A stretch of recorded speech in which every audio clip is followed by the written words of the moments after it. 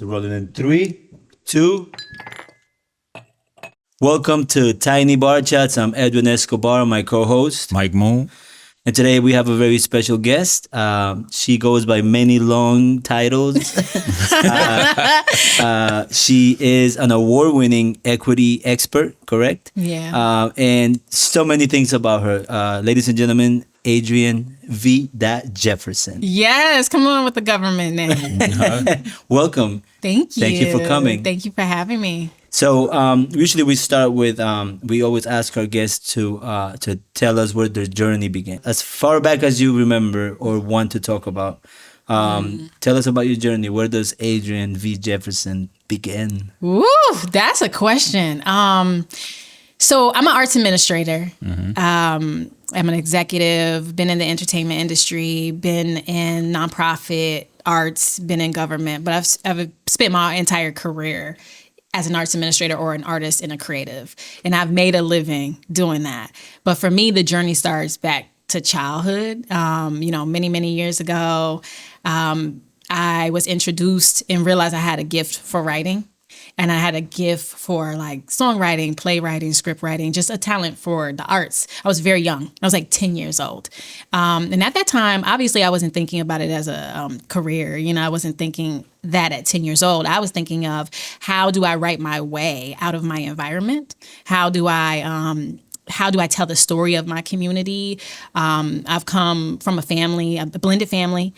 We experienced, all the things that typical Black families might experience, a lot of trauma, a lot of joy too, but a lot of trauma. I lost my brother when I was very young, 13 years old. He got murdered in Baltimore, and it changed everything for me. It changed the trajectory of my life. It changed the way that I look at society, particularly through the lens of justice and the way that I feel like Black men and Black women are treated in this world. And it taught me a lesson like very early on. And so that was honestly, I can give you like a whole history of like how up to that point, but that's for me when the journey really, really started. Okay. It is when I realized that I wanted to make a difference in the world and I wanted to have a voice. And ever since then, I have, I went through my own like periods of depression after that happened when I was young, trying to find myself, trying to find my voice, periods of like hard times, had a difficult time in high school and went through some very traumatizing things. But the arts is always what pulled me out. And then also having that foundation of what happened to my brother, I was always able to use the arts as a tool to activate change and to tell stories. So that's how my career started. When I think I was like 16. And by the time I was 16, I was a part of a group that I helped to found called the Writer's Block, which is now actually a big nonprofit organization based in New London. I was a founding member of that. That's amazing. Yeah. So you started that. I was a founding member of the Writer's Block. Yeah. And it was interesting because it was probably 10 of us, young Black and brown kids from the hood who all went through stuff. And we were able to use our voice through hip hop, through poetry, through spoken word, acting and writing to like have our way out and to tell our stories. And we were in front of audiences of thousands, selling out the guard, doing stuff like that at a very young age. And for me, when I hit the stage, I'll never forget, because I started a writer, actress, all of that, and a poet. And I remember hitting the stage for the first time, I just knew. It's a thing when you just know you're in, like you are appointed and anointed to be in that work. Correct. I thought at that time I was going to be the artist, like that was my intention. But as I went off in the journey of my life, I realized that was not it. It was more about supporting other artists and having the platform to give other opportunities to other people. But it's just something where that that's what you're meant to do with your life. So I had that moment at 16. I knew. Yeah. You just knew. I knew that I had found what I would be doing for the rest of my life. But I didn't know in what capacities that I would be doing that. So I ended up, long story short, I never thought I would go to college because of how high school kind of went for me. Right. I've always been smart, but I was kind of like a little distracted in high school. But being part of the Writer's Block set me back on track to go to college. I ended up going to Florida Memorial University in Miami, Florida, only HBCU. In South Miami. And that is really when my career started. Worked behind the scenes in television for the WB Network, for a small local television show called The Mike Sherman Show, which helped to give hip hop artists a platform and put them, like, we did a competition called the Mic Check, and then we would put the winners, they would play at the arena during halftime. And I was over that program and over that show for a little while. Got started when I was like 18 years old. And ever since then, I realized early on, being a part of the entertainment industry and behind the scenes, there were things that I was seeing where I was like, I want to do something that really cultivates change. It's great and all, like, to be like in that circle, but there's something that's missing. And I really wanted to do something that was going to have an impact. So that's when I shifted to doing more community-oriented events that I curated, to then working for Alonzo Mourning Charities, developing their drama program, their music program. And ever since then, it was just the next thing and the next thing. I came back to Connecticut from Miami after 13 years to be a creative director and then executive director for the Writer's Block. And then from there, I got picked up at the state of Connecticut. When I met you. That's when we met. Okay. That's when we met. And then I'm here in the city of New Haven, director of cultural affairs. So that's kind of like the very short version of a very long story. I mean, you have the work ethic I've never really seen. And so from what I just learned, the way you just shared with us, the impact that some of the things that happened to you early on had on you was, you come into any stage or anything that you get involved in and you want to shift things in the name of justice and equity, right? Yeah. So make changes that necessarily not everybody is thinking about. Everybody's just happy to be there and this is where we are, this is the height of it. But you always find a way to make it better, right? For everyone. Yeah, I try. I mean, particularly in the arts, right? Like, I think we often look at the arts as something that is excluded from things that need equity or things that need to have a leveled playing field. The arts is not excluded. We are if you look at traditionally the way that arts has been curated and put together in the United States, it's been through this Western philosophy. It's been through white supremacy culture and things that actually have an impact on the way many of our industries and our legacy organizations run today. Yeah. And so we have to acknowledge that. And it impacts who has access. It impacts artists not being able to get to the next level because they don't have access. So for me, I know that I have an anointing in the space, particularly of arts equity. Now, not exclusively, because I've been introduced, of course, to politics and government. I never thought I would work in government. Like, so anti-government at one point. So it's laughable, the fact that I'm like working in government, but that is where I have found I've been able to have like the biggest. I was getting ready to say, we need more people doing things like you do in government. Yeah, it's really important that we have representation from the inside. Yeah. Yeah, it's really important that we're able to infiltrate systems. So wherever you put me, I'm at the point in my life where it's like, I'm a believer in God, I'm a Christian, and my faith is very important to me. And I'm at the point where I'm like, God, whatever is your will, I'm going to do in whatever way I can serve, as long as it's going to change people's lives and impact people. That's what I want to be a part of. Right. So that kind of like opens the door to any and like everything. That's amazing. Yeah. So do you have any particular person that whether mentor you or that you can say that impacted you besides, losing family and stuff like that? But is there anyone that really helped or guided you during those moments where you were really figuring out who you were in these spaces? That's a really good question. I do. So there is a woman. Her name is Clarissa Bayard Taylor. She was the mentor to that little group of 10 students who helped to develop the Writer's Block. It was her who was able, she was a grown woman, so she was able to go and turn it into a nonprofit. Yeah. But she is really was the mentor at that time in my life when I really needed guidance. She really introduced me into the industry, what it could be, what the possibilities were, and developed a sense of confidence in me that wasn't there when I was younger. So I would say that during that duration of my life, she was. I feel like in every season of my life, and I feel like this is the case for many of us, I don't believe in being self-made. I don't believe any of us are self-made. I don't even like that term because I don't think it's true. I think we stand on the shoulders of other people. It's a slogan. It's a slogan. Yeah. And it makes us feel like, because we're in society where it's very like, yeah, I did this, I did that. I get that. But the truth is there's somebody who opens the door. You need people. We need people. And at every season of my life, there has been a person who's opened the door. So Clarissa opened the door when I was younger. When I got to the state, Christina Newman Scott, she took a shot on me. I had no experience in government. She was a Black woman, the first Black woman to ever be the director of cultural affairs. I think for her title was director of arts, culture, and museums in the state. Right. And it took her to be in that position to see me and choose me over 250 people who applied. Wow. You know what I'm saying? Yeah, and it took her to see you know something. I was looking at this morning. I got up at like 6 o'clock. So I said, let me Google who's coming. So I went and I looked at your LinkedIn profile. Yeah. And your resume is extensive. I mean, I was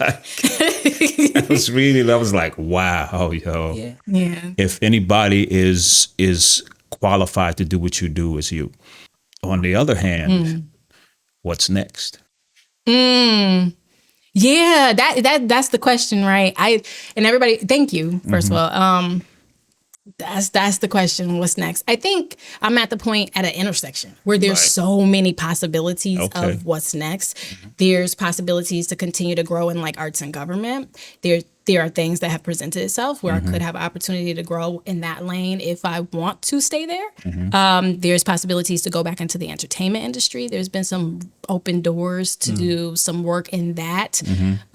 There's also tons of possibilities around entrepreneurship. Right. I recently actually just got out of life coaching school because I wanted to be able to do some leadership coaching for those who are in arts, culture, and politics. And really help to develop and culture shift, the new evolving landscape of leaders, the next Steve Jobs of the world, the next Oprah Winfrey of the world. There's a lack of leadership and guidance. And I've done it. I've been there. I've produced the events. I've produced the content. I've done the things. I've been the leaders of all of these things. What I want to do is mentor and help the next generation who this is their world. I want to be able to cultivate a philosophy of resiliency, a philosophy that is about people, helping people really understand their identity so that now our systems are better. I'm interested in all the work, right? So I'm interested in all the things. Sometimes it's a problem because it's like, all right, I got to slow down. Like I'm also a mom and a wife and so trying to show up for that. So I feel like also the next season is like being more present for my family. But with that said, it's like there's a billion different possibilities in front of me right now. And I've kind of just said, okay, God, show me what's next. But there is stuff there's a level up. Okay. There's a level up. That's great. And I think you've cultivated that. Yeah. So your resume, your reputation, the work you do, the results you provide, and like I said, every department stage that you step on, that's where you have this possibility. So now, waiting for the spiritual guidance is like, you'll know when it comes, right? You'll know when it's Yes. I feel like it's here. It's just I right literally there. have tangible opportunities on the table right now. Yeah. And it's more like, okay. Well, you kind of get a little confused, and so I'm looking for that clarity. Yeah. But I fully understand, being present as the family member because, we don't want to miss those moments with our kids. We want to, maintaining a relationship is a lot of work, right? Especially if you're both busy and you're not just sitting around waiting for things to happen. You're making things happen. So I Yes. totally relate to that. I'm not as busy as you are. You're busy. But that's something that I think about often. It's always in the back of my head, like, damn, I could be with my daughter right now, or did I miss that moment, or she's starting to use potty and I missed the first moment. Little things like that. I mean, your daughter's a lot. She's still a past that proud already, papa. but He's a very proud papa. I know, and the babies are beautiful. yeah, I mean, we tried our best. So Yeah, you did. The genes are working. You did a good job. Good job, yeah. But the importance of your participation in local government. So you are making the difference in a place that you can actually see it, right? So we get all excited about presidential elections. People, say and everything, but what affects you day to day is your local politics. Absolutely. The taxes you pay, how the schools are, budgeted and all that. So in the arts, right, and in the cultural, the arts, and in the area, you're making an impact where it matters, right? It's not just on the national level where we can think about the theory of how things should work, or it's really in places, the schools, the theaters, right? Yep. The Absolutely. events that happen around the city, you know, Yep. city pride. Yep. So that's very important. And I think, like he said, someone like you and people like you, and I know there's more out there, and this just takes identifying them, right? And that's what you're doing too.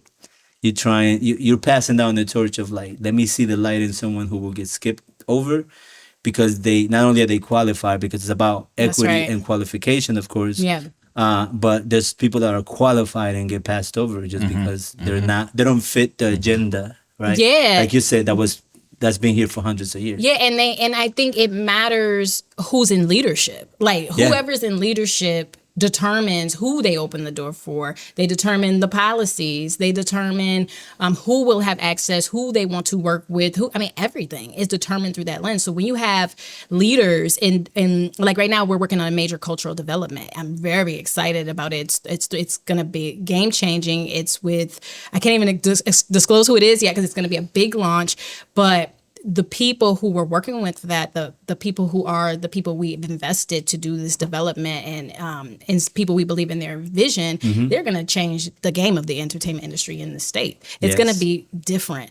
But this wouldn't have happened not just under my leadership, but also under my boss's leadership, right? Like, so my boss, the mayor and the economic development administrator, they also had to empower me to be Yeah. able to continue to do the work and believe in what we're doing. I see the huge difference, and the that department existed obviously before. Yes, right? it did. It I did. mean, I know. there Most was people no- are like, yeah. It did. It did. So, it didn't have an identity, but it definitely existed. As a proud Bridgeport resident, I envy New Haven in that area, because we have the same struggles here. I mean, a lot of cities have their struggles. New London has the struggles. Yeah. Hartford has Yeah. its own set of struggles, but the arts, there's so much work in the arts, right? Mm-hmm. It's not just about drawing and making music and being hippies like the way some people try to play it out. It's jobs, the Mm-hmm. That's right. film industry. You need electricians, carpenters, That's firemen, right. EMTs. All that. of it. All of it. Like, if you ever been to Warner Brothers, they got their own fire station. Like, Oh, I didn't know that. yeah, they got their own little fire station. Yeah. But you need grip, you need electricians, you need plumbers, Yeah. you need frame builders, everything you can think of. So you don't have to be in front of the camera or slightly behind the camera. You can be just on stage, lighting. There's so much work that you Period. can get in that industry. So I don't know why it's always like this oversight of how powerful and how much money it can bring in, taxable income. Yeah, I think in Connecticut, we got to tell our story better. Like, it's about the advocacy, right? Like, in the way you advocate to legislators and to the people who are funders and investors and who make the decision makers, essentially. We got to kind of do a better job at really showing the hard data. And a lot of times, what I find interesting is the data in Connecticut is more like nonprofit arts data. It's not really showing the creative industry outside of nonprofit. We have the for-profit industry actually makes more, grosses more than the nonprofit sector. And so, like, we have to tell that story. Like, we have to look and go outside of ourselves. Sometimes we get in our little bubble in Yes. Connecticut and you have to go to Atlanta and to LA and to Miami and to all of these major industries and see what's happening. You cannot sit in your bubble and then try to paint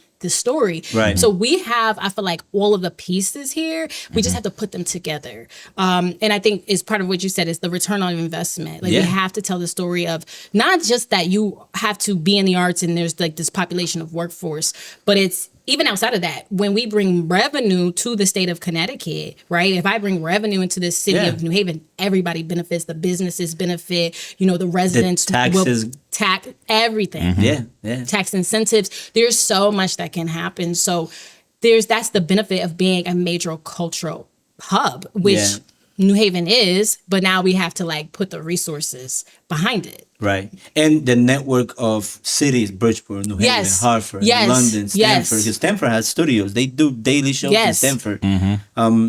There's one alliance that I see that's visual. I went to one thing, but it was too far out. It's the TV and Film Alliance. Are you familiar with them? So it's No. I forgot their names because so they go to the these legislators. They They wanted to, they wanted to take away the tax incentive of you over $100,000 budget, and you get a tax It's a incentive. TV and film alliance? TV and Film Alliance, right? So they're the only ones that I visually. There might be other people. I mean, you might be having these conversations. It's just not, they have press. They get covered. Maybe because transparently, they're white people doing it, so Okay. they get a little more coverage, right? But visually, I can say that they're doing something positive in my eyes. I mean, that tax doesn't benefit me as a filmmaker directly, but it benefits my industry because what they're pretty much making sure that when when films get done here, you gotta hire from Connecticut. Yep. You have to use people that are professionals from Connecticut, which is income and then permits, money. So I see it as a positive.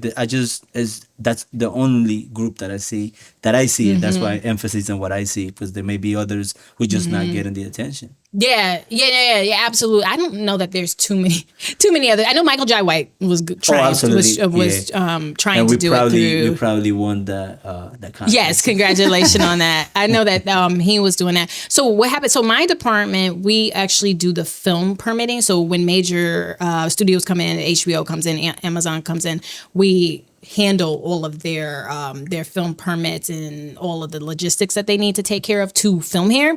And what we're seeing is that people want to film here because of the incentives. So it's cheaper to come to Connecticut for filmmakers than it is to go to New York or LA or even Atlanta. Yeah. So we have to better tell the story to those to legislators to give us more incentives, things like that, so they can understand the true benefit of it. Yeah. I just don't think that the issue with Connecticut is we're not unified. Absolutely. Our voice is not unified.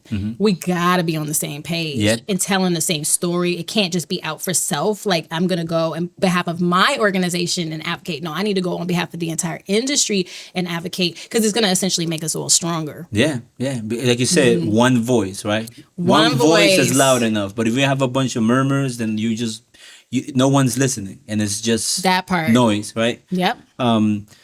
I'm glad you mentioned Michael J. White. So I'm not sure what's going on with that project anymore. I know that 50 he picked like a really small town in Louisiana that nobody really heard of before, and that's where he's established. So I'm going to challenge you to get 50 back up here. Okay, yeah, I know, because he sold his house that was here. Yeah, the one in Farmington, Mike Tyson. I didn't even know he lived here. I'm from New York. Are you from New York? Oh, yeah, I hear the accent. Listen, Prodigy of Mobb Deep lived in Bridgeport when he lost his house to the IRS. Oh yeah. And then he was going back and forth recording with your unit, like all under our nose. We were so like in that bubble that we didn't realize, you could have made contact and created relationships with these people. There's a lot of artists that I actually hear in Connecticut that are national. Like artists, you just wouldn't know. They're like hiding out in the woods, and they got their house. Got the house in the woods. Yeah, that's what I need. I need a hideout house. Right, me too. I feel that way too. What part of New York are you from? I'm from Harlem. My dad is from Harlem, but he also is from Coney Island. He's from both places. Brooklyn and he's from. And then my mom is from Bronzeville, Brooklyn. Okay. Yeah, like my whole family's from. I'm not. We used to spend the summers in Coney Island now every summer. Okay. That's where. Nah, I used to drive the subway out there.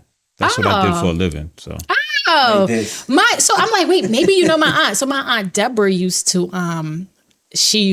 do the same thing, and then she retired many years ago. Yeah, I retired in April 2019. Okay. Yeah. Congratulations. right before the pandemic. Yeah, right. Like right on time. Yeah. Wow. Yeah, literally right on time. You know what's ironic is I used to be a graffiti artist too, and I ended up working for the subway. First How does it? Yeah, with the contradiction of that. Did your view change after? I know that I did a lot of crazy things when I was younger. That once you start working for transit, and you be like, "Wow, I could have killed myself." It was dangerous. Yeah, that's all. It's just dangerous. Yeah. But I heard y'all Harlem boys is crazy anyway. My dad used to tell me of these stories where he would hop from building to building, building hops. Yeah. And like one time his friend, life before the internet. Yeah. Do that in the Bronx. Nobody happened anymore. We I know that we getting chased by a bunch of dudes in the Bronx, and we hit the rooftops and we're jumping across and climbing down fire escapes and all kind of stuff to get away. I mean, this is dangerous. It was dangerous, but it was, you're active. When you're young, you're like, I'm Definitely invincible. like before the internet, like you said. Yeah. That's funny. Yeah, we was roof hopping. Roof hopping, that's crazy, right? Yeah. For Facebook. Crazy. Can you imagine the kids today? No. But we don't even. We will Well, that's lose our like minds. parkour. It's just parkour and roof hopping. It's Parkour. pretty the same. Okay. You're right, though. That might Yeah. be- Have you had, or I'm pretty sure you had, and completely took and overcame, but what is one of the most challenging moments you've had where you might have questioned your path? Woo. That's a good question. I feel like well, I feel like I honestly even in this role, I've been challenged a lot. I think I've received, even though the acceptance of the work we're doing has been widely mostly accepted, I feel like I get a lot of like opposition and a lot of people. I don't know if it's jealousy. I don't know what it is, but there's definitely a lot of pushback sometimes from individuals who make you just wonder if you want to stay in the particular field. Like, do you want to deal with some of the feedback or the backlash that comes with some of the work that you do? Yeah. Me feeling like maybe I don't want to be in government because maybe my values don't align with certain things. True. I'm a value based person. I don't care what dollar number you put in front of me. If the value doesn't align, I'm not doing it. Correct. And what I've seen regarding a challenge is just maybe when the administration or anybody that's also in a position of power that connects to my work maybe is going, their agendas not aligned with the agenda I want to push or who I represent. Yeah. That's when I question, is this the right line of work? And that's full of that because just my experiences working with just decision making from the top is it's a lot of like not having to, but easier to compromise what you believe in, sometimes for the moment, but sometimes it's like, do I want to be seen in this light?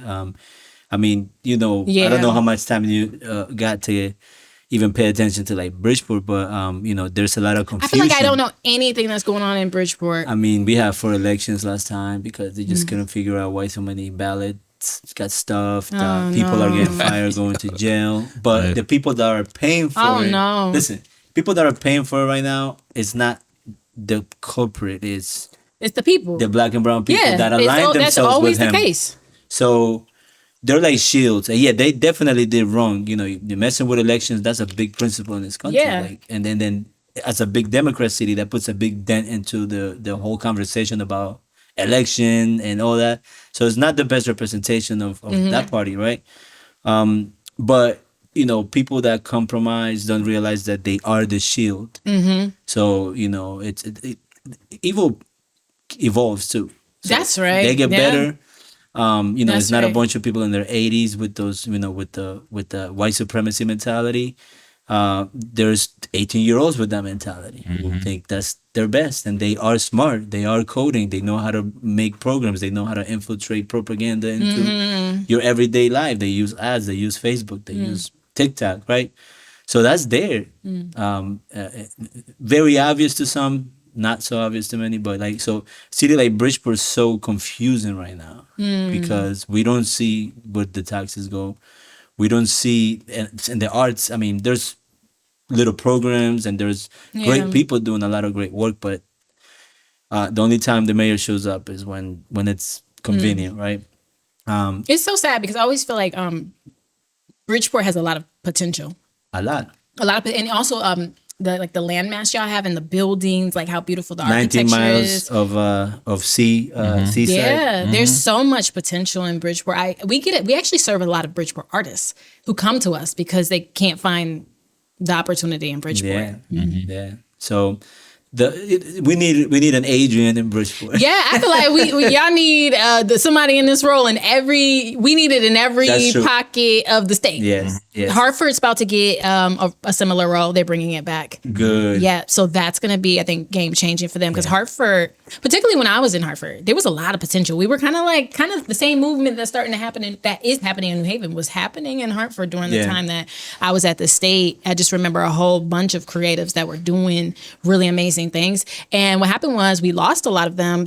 They left. They moved where there are opportunities. We couldn't keep them because there were not opportunities. Yeah, and then bringing it up to, like you said, a network of the same voice, right? So like, besides just a bunch of Adrians, a network of those Adrians who can communicate and be Yes. cohesive and go to the house when they have their session and say, Yeah. this is not going to benefit the arts.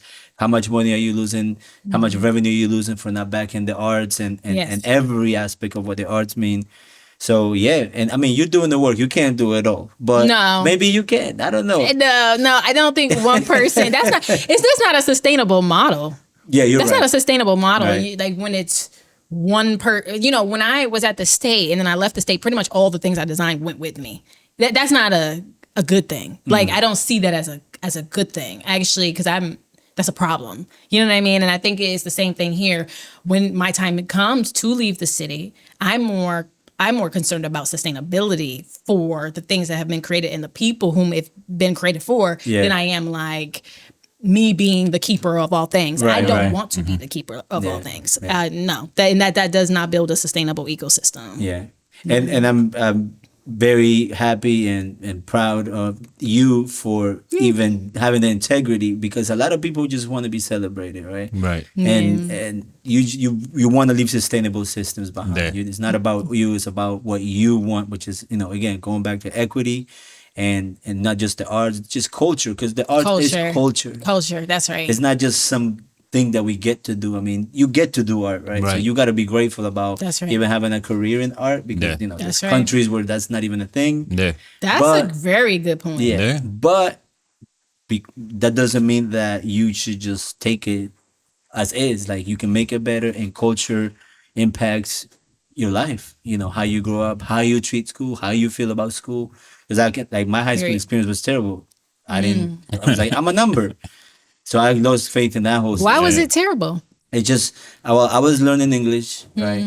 And they put me in classes that didn't benefit me. I was smarter than those classes. I just, and I know English. I just wasn't it's how they organized it wasn't, they didn't put a lot of thought into it. I barely went there. I went to homeroom and lunch and went home, got a job. So it really, it wasn't, I was like, this is nuts. This can't be school. Yeah. And then I lost complete interest in school. Yeah. There's a major problem in this country with our school systems. The way that we look at education, Yeah. the way it's done, it's just not working for No. a lot of people. It's Right? bad.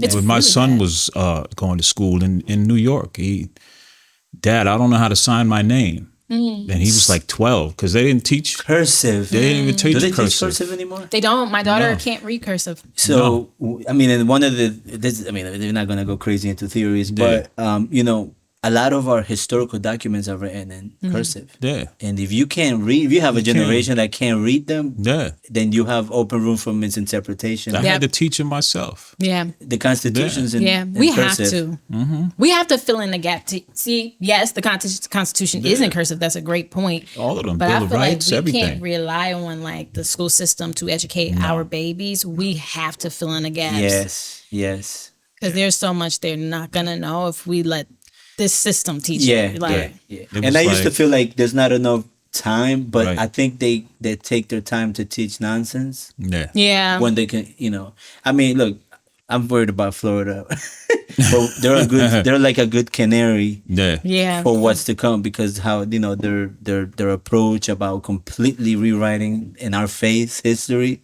and I mean, it's not my history, but like Yeah. you shouldn't wait until it affects you to worry about it. Yeah. If your friends are affected by identity in this country, wherever you're from, there's different ways that people got here, Yeah. and there's different identities that come with that. Yeah.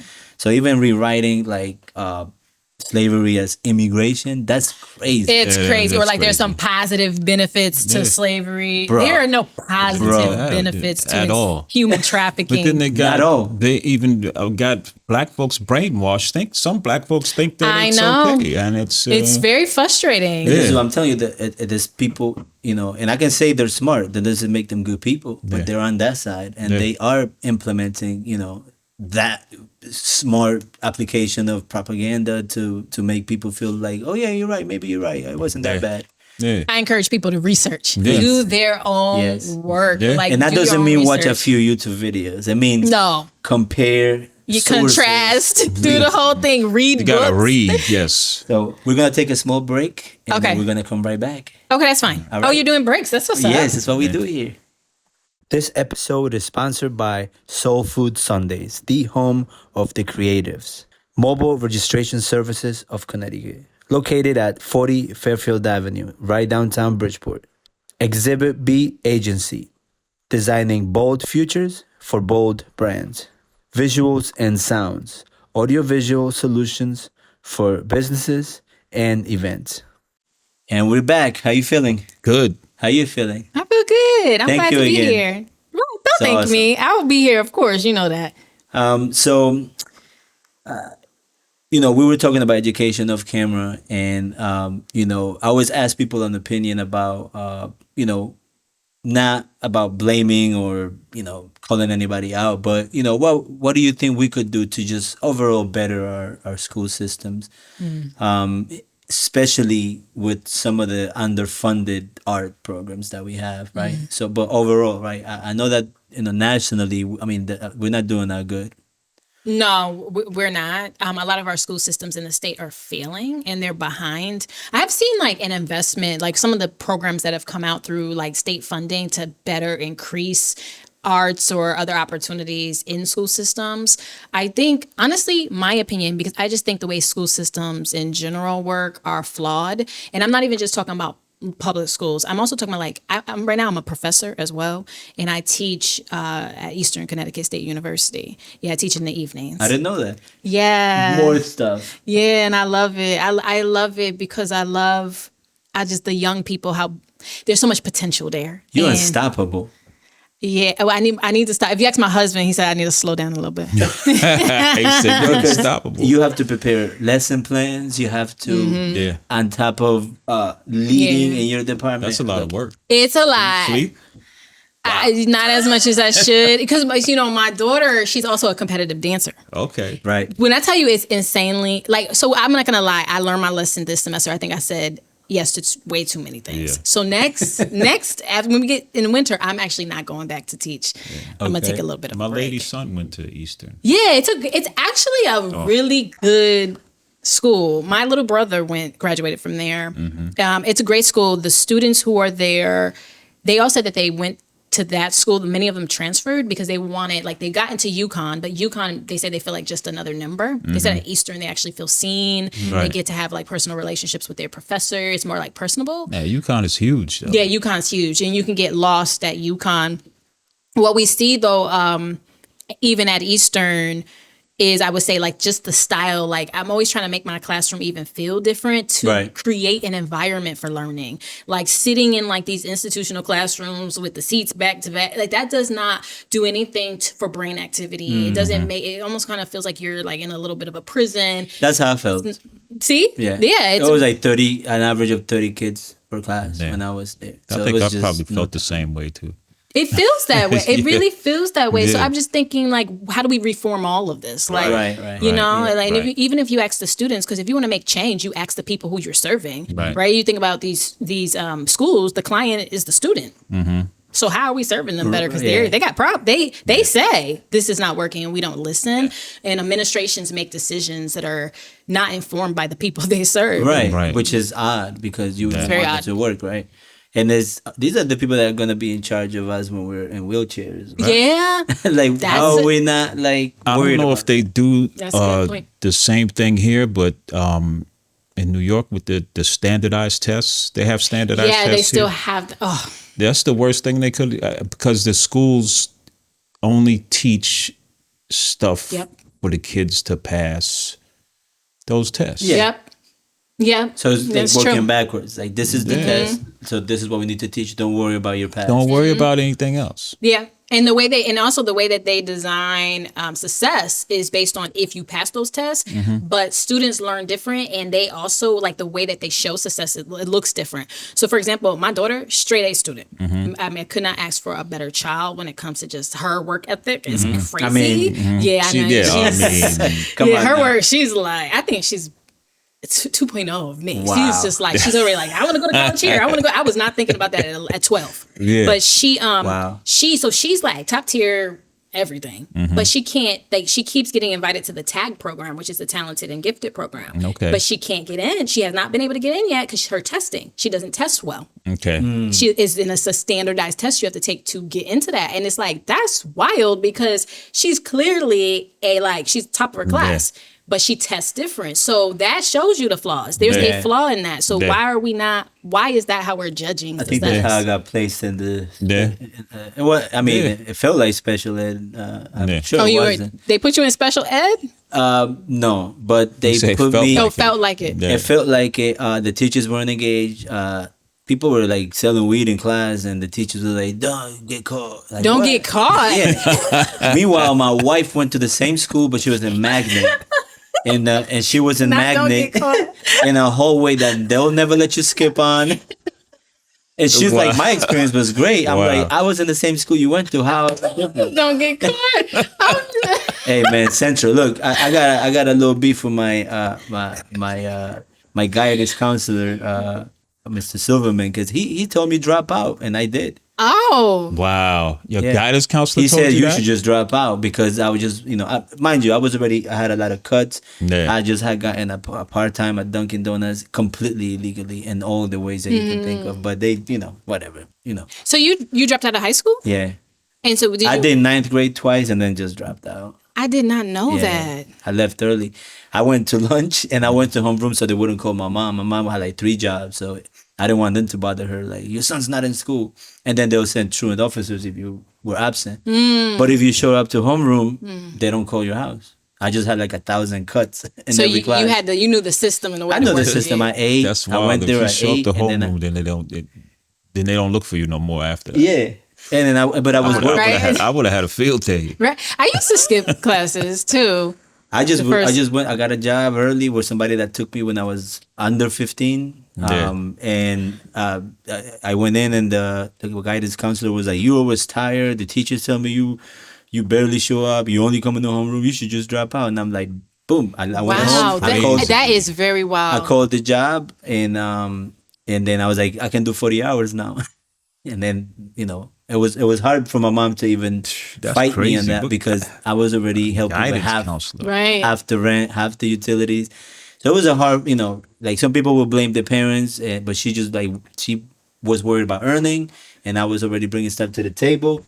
So that makes sense, though. But it was the school was, it was so for a sorry. guidance counselor to tell you that, like, if my mom would have been more active, crazy. I would have been something to protest about. But you do what you do. But then there's other people that excel. Like I said, my wife went to the same school. I think her mom was more involved, and then she went to Magnet of that school, which is a special program, the one hallway you can't walk through. Oh. And she had a good experience, and she ended up going to college later on and all that stuff. So it's like it's per person, right? Yeah. So she fit this standardization, I didn't, and I just got put in the classes that had zero motivation. I'm like, but look at you though, you've done well for yourself. I got hired to film the graduation, which I wasn't part of, and I saw Mr. Silverman again, and I didn't say anything, but I was like, I'm getting paid. Yeah, like look at me now. Like look at me now. But how dare he? Like, that's crazy. Yeah. He said, well, you can't. But he probably in his 60s. He's probably retired now, but I mean, I'm pretty sure he he should have lost his job for that. Yeah, that's. But it is what it is. Is he still there? I don't know. I don't go to that school. That school is like you got to go to security, then another security. Sound like it was traumatizing for you. Well, yeah, it left a bad taste, and it kind of confirmed me never wanted to be involved in school again. I'm like, I'm good. I tried to take a GED class, and then that was a scam, and then they took my money, and then the next time I went to the school, right down here where the Mexican restaurant is, Liberty High School. The next time I went, the place was vacant. Wow. So I was like, I'm not trying this. You have some I'm stories. going to work. I had no, not bad luck, bro. Listen. It's been a weird relationship with education, so yeah. But that's why I worry about it so much, like having kids, because damn, like we got So reform is difficult. It's conversation, listening to the students, getting feedback from them, and it wasn't a question that it's easy to answer, but I think what you said has a lot of value. Just we're working backwards a little bit. Yeah, and then standardization is counterproductive too. It's counterproductive. It's like, who even created this system, right? It always comes back to systems too, like, you know, and also the way we cultured people learn, or, you know, people of color, and we're different. Like, that's why knowing our lineage is so important. I think the best thing we can do is go all the way back in our history and understand, you know, where we're from, down to the point what tribe you're from. If you're, you know, if you're from Africa or wherever you're from, that even down to the way we eat. What we put in our bodies, the way we learn as a people, like we've been robbed of that. So a lot of the times we're just fitting in and conforming into systems because we've been forced into that, right? Yeah. And so it does matter, it's right? a health issue at that point. It really is. It's an issue, period. And so when people are like, oh, well, those times are done. And, you know, we talk about like inequities or, you know, slavery's been over, or, you know, all these oppressive systems been over. No, we're still like products of those systems. Yeah. We They have to didn't address stop, them. and then everybody had parades. It was like other system took over, you know. Period. Just codified. Period. You know what's a really good... I just went to this research trip to Alabama. It's hella impactful. Went to Montgomery. I had my first time. First of all, you can feel the weight of what happened in Montgomery when you're there. But they have Bryan Stevenson's Legacy Museum. And there's 3 museums that kind of tell the story of like human trafficking and slavery, Black enslaved people, and how it through time just took on a different form, right? So you have Black law, you have obviously segregation, and then it goes all the way to mass incarceration now. And what we're dealing with now with, you know, just mass incarceration. And it's a heavy experience. You do not leave full of joy, but I think that's the point. The point is like we still have so much to rectify and change, and there's still people serving time right now that really should not be. And it kind of just connects it all into like, you know, the amendments and the Constitution and the way these policies have been used to like oppress our people to this day. So I recommend everybody take a trip to go to that museum, because it really tells the story in a way, even the way the Smithsonian doesn't in DC. Right. It's different. Because that was impactful though. Yeah. If you know, start at the bottom, like... Oh yeah, the Smithsonian is a beautiful... But the Black History Museum, that's what I'm talking about. Yep. It's like a lot of people don't even know history. Like, they're from other countries. Yeah, they don't know It's nothing not about obvious. Emmett Till, man. And they were like, you could see their faces. I mean, they're from a place that's not, you know, full of freedom either, but you know, depends on class and all that stuff. Yeah. But I saw their, like, they stood there. People, you know, we kept moving. People, you know, display, and I saw how horrified they were by that. Was it young people that you saw? They were, I would say, mid-age. Well, I'm mid-age now, so mid-age. Like, are you mid-age? Yeah, What's old? I'm trying to... Old is when you feel my old. uncle started a school in Mississippi, and I'm trying to get his stuff Get out of to here. the museum down there. I So got a lot of stuff he started a school called Piney Woods. Piney Yes. Woods School. Yeah, Wait, they just there was a documentary on this. Yeah, on Hulu. I watched it. Absolutely incredible work happening out there. Yeah, wow. Yeah, that's my uncle. I used to go there and spend my summers there. Yeah. That's fire. Like that's She said that's small fire. world. Yeah. I'm telling you. very small world. Yeah, but mine comes from a lineage of freedom fighters that I would like to call. Yeah. His mom was very influential. I mean, I love that's why he's that. still involved voting. You know, that's why, you know. I mean, this is normal stuff to us, but there's so we many sit people over there that, like, we sit over there and chop it up. Let's chop it up and drink and talk. yeah, that's how this about podcast stuff. came about. Yeah. So what's your background? I know you're supposed to be interviewing me, but I'm like, what's your background? I'm so intrigued. My mom used to work for Dr. Kenneth B. Clark that did the doll study in the 60s. Yes. Yeah. My father was an illustrator. He went to Pratt Institute and all that stuff. He did children's books. And my uncle started that school in the 1800s in Mississippi. Wow. And my mom growing up, she introduced me to, she used to take me, when I was 10 years old, I was going to 100 Black Men dinners. Mike. What's that? National Black Association of School Educators. I think that's what it is. Oh no, I don't know. My mother's name is Dixie H. Moon. Okay. My uncle's name is Lawrence C. Jones, and my father's name is Elzia Pleasant Moon. But yeah, she used to run programs in the prison system. She ran a program at Greenhaven State Correctional Facility called Think Tank Concept, where most of the people that were in that program were lifers. Most of them were actually in jail for murder. And a lot of them, because of their work with Think Tank, a lot of them got pardoned. Wow. And one dude became a lawyer, and actually one of them is a politician in the Bronx right now. Wow. Who is it? His name is Melvin. I can't think of his last name. Because there was somebody I was watching recently that It's a short, dark-skinned black guy named Yes. Melvin something. yeah, is he like a state He's like senator a or assemblyman something? or something like yes, that. Yeah. I think I know who you're talking about. Yeah, something Yep. like that. They were all, she used to take me to the prison and like, me and my brother used to, when you kids, you like, I get a hammer and chisel and chisel my way out. You know what I mean? And the guys that were in the think tank, even before we got in, just like walking from the parking lot through the wall. The wall was like probably a block long. This is a maximum security facility. So you get on the other side, and they would take us to the wall and tell them, hey, look up. You think you could get out of here? That actually reinforced my thing about I don't ever want to go to prison. No.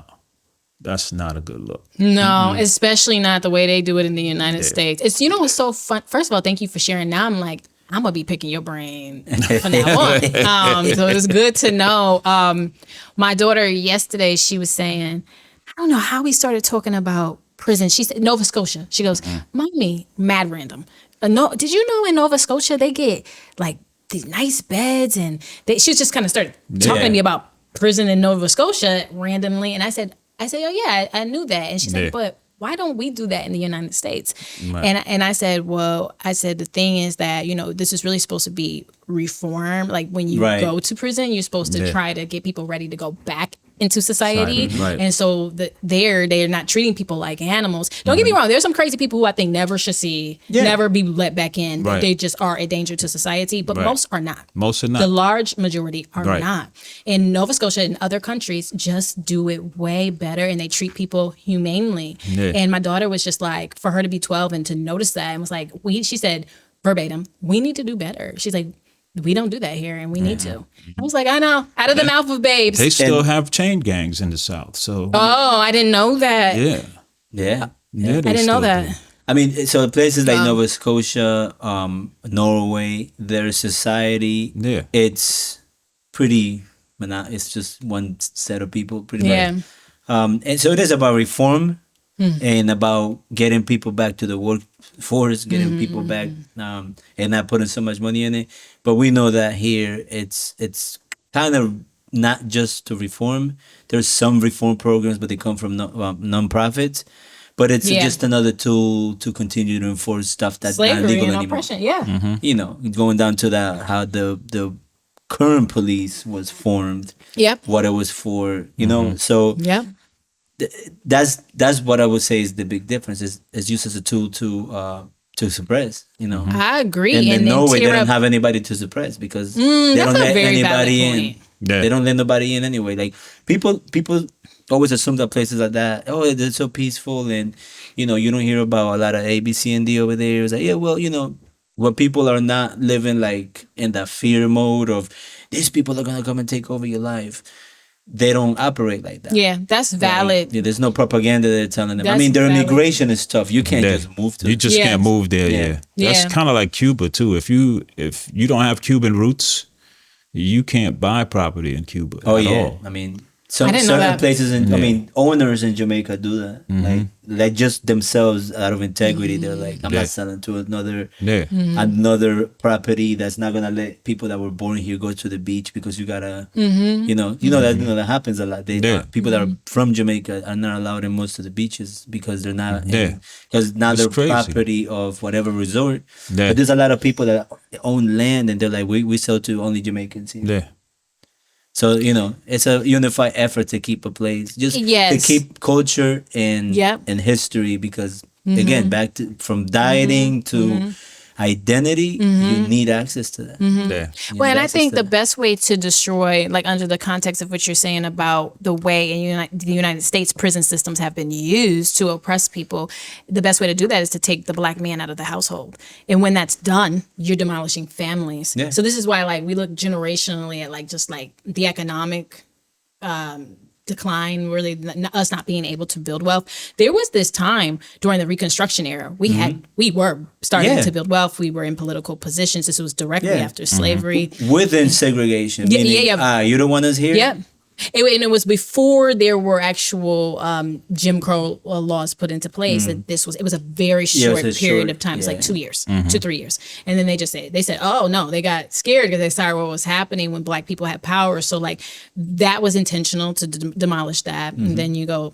Take us to like Tulsa, Oklahoma, many years Yeah. later, and the rebuilding of that, or the building of wealth, and then that being destroyed.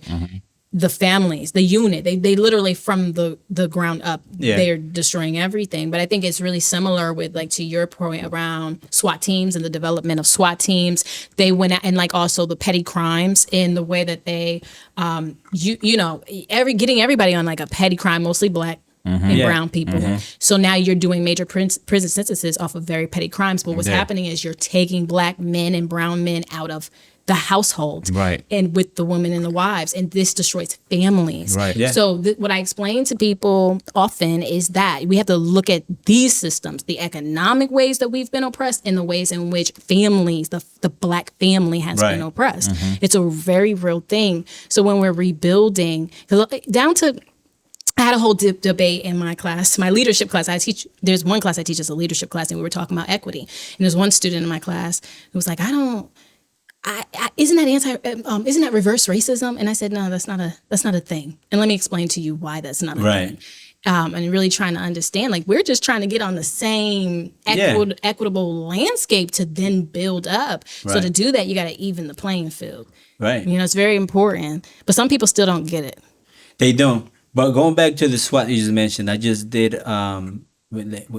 without violating an NDA. We don't want you to do that now. I did it. No, I Don't- can't. It was don't. about sharing pictures and all. But I directed a pilot in LA, and it was about the raid of the SWAT team on the South Central chapter of the Black Black Panthers, Panthers. which was the first time that they really implemented the SWAT team, not as a response team. This is your but as- project? I got hired to direct it. What? Congratulations. Yes. It's awesome. The name is in the air. I'm not can't bring that out yet. However, but it's about this is stuff that's known. I mean, at least to people that research, right? But it was the first time the SWAT team was used with a search warrant. There's 200 police officers out there, like 17 members of the party. But we also shot parts of it of how they recruited for LAPD SWAT. So they didn't even hire within LA. They put out their hiring program was Louisiana, Alabama, Texas, I did not know that. because they know who they were attracting. They needed people to because this was under what's his name again, Edgar, the FBI guy. Edgar Oh Hoover. yeah, Hoover. Yeah, Hoover. Yeah. Him. So, he was very public about his fear of black terrorists. He didn't even try to hide it. No, it was open about it. I mean, he was like literally open about it. Like, we gotta fight. This is the enemy within, which is words that ring today, right? The enemy within, right? So the FBI and the sheriffs, they had, there was a program that was real. This document, the stuff that's like been declassified. A lot of that was used to do the dialogue, because some of these conversations that were happening were, that's how he created, the writer created the dialogue. So it was just the FBI visiting sheriff's office and saying, this is how we're gonna do this. And in LA, it was like, we're gonna hire. Don't worry about hiring people from here. They put out pamphlets and they got people that were just not just hateful, but they believed that God was on their side. And that's all you need. And they were really, which is the worst thing when you can use faith Mm-hmm. to justify evil. That's It's a dangerous place to be. be. So that's how they did that. The SWAT team was made up of people not from LA, but from those places who really thought that America was being taken over by black people, and this is before they even were scared of Mexicans. So it was tough, man. Yeah. So when you mention the SWAT team, that's history of Yeah. how it began. Is dark, Yeah. man. It was supposed to be a response, very last minute bomb threats. And I think they were just scared because the members of the Black Party. I mean, these were ex-military. Yeah. There was like about 17 members that were not taken. I mean, they had to give up at the end, but they knew how to defend. What year they was went this to in? Vietnam. This must have been 69 to 70. Because I'm thinking JFK Yeah. yeah, after yeah. his assassination. After Yep, when it was Lyndon, after. because Yep. it was in that area, but Yeah. it was a very interesting piece of work that we all got involved in. A lot of conversations with the act. I mean, these actors they had to play like terrible people. This They is were why good. They're actors though, but so we had these conversations, in between scenes, just because we needed them to act. Yeah, I mean, they're actor. Yeah, Yeah. I always wonder how it is for the actor who has to play like play the like oppressor, the yeah. really mean person. Some of the Like- best Mean. actors are actually not, because there's people that are not comfortable acting Mm-hmm. because they might feel like they might have some insecurity about how they feel about people. Yeah, But good actors are not bothered. They're they're playing the role. they're cool and and that you feel like you're in a room in the 70s. Ooh. So how was that for you? Like as a director or on production? Well, for me, I know what I needed, right? So I had this is a well budgeted pilot. So, I had a first AD, AC. So I really was able to just direct and do cam operation. Okay. So I was able to, I'm comfortable because I don't have anything to hide. So I was pushing them to I was like, just think about it. You think that this is not even a human being. Like, this is the kind of direction you have to give them. Think about your character. You're a sheriff. You get away with whatever you want. You don't even have to hide that you're racist.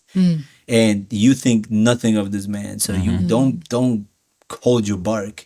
And they meant those directions. But when you really put them, bro, and it was so funny because then the Panthers will answer back too. With same hateful back, Yeah. and as soon as we yell cut, everybody would just hug it out. Aw. Well, it's acting. I think it's really important They what will you just hug it said. out after. But That- what you that just was said is part of our- important. Yeah. Reminding people that this is acting, right? Like these Yeah. are professional actors that do not necessarily carry those sentiments of the people and I in think those the roles. best actors are the ones that don't carry those sentiments because they don't feel like they need to hold back That's right. on the character. Oh, that's so Because I interesting. did something in Texas, and the Yeah. people that you were like, that guy, I don't want to use that word. I'm like, at home, you'll be yelling at the TV. That's what I wonder is like, what's really But the best happening? actors are like, they have nothing to hide. But one of the good things is they knew each other. So then, they knew that they Yes. didn't feel that way about each other. Right. But when the scenes were strong and Yeah. the dialogue was heavy, and it was like, I'll crush your head, with this act, you felt like you're about to watch a real cop Crush somebody's assault head. a young man. That's dope though. Yeah. Like, And well, that, As soon as they yell cut, that's what you need. Yeah. You need no, that. it was good. when We had you- to. So that's I thought that was gonna be a big challenge, but I just knew Yeah. what the task was. It's Yeah. like I gotta get it out of them, and Yeah. Congrats. I wasn't. I'm not detached from the history. Yeah. right. So, it's a like, very important project yeah. that you're doing. Yeah. You know what I wanted to Congratulations. say? So There's a lot of artists that are incarcerated that have major talent when it comes to drawing. Are you looking into doing any kind of shows with them, or That is a good question. So I would love to. What we've done So in my department, we have a variety of different ways that we work, right? So we have like different pockets. So like we do like public art, which is like more murals, grant making, where we give out a lot of funding. So and then we also produce ourselves. And then we do workforce things. What we've had to do, because we have such a small team, because we can't be everywhere and produce for everything, and our budget is extremely small.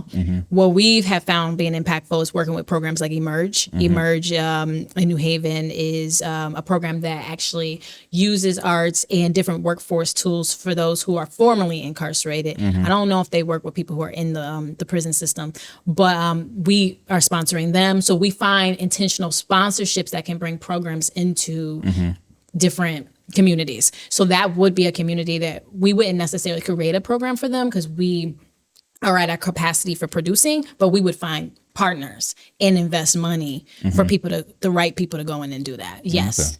Yes. And then when people come out, so like we have Black Wall Street Festival, for example. It's a really big event that we have now with our partners, The Breed Entertainment. This last summer, we were able to actually employ, I think it was probably 10 formerly incarcerated individuals to help at the festival. And they were just like fresh out. And we were able to give them, cash to work for us and do some things like that. So we're all about wherever there's talent and impact. Right. Okay. We do not And discriminate change. in change. Yeah. And we do Opportunity not and discriminate. change. Okay. Yeah.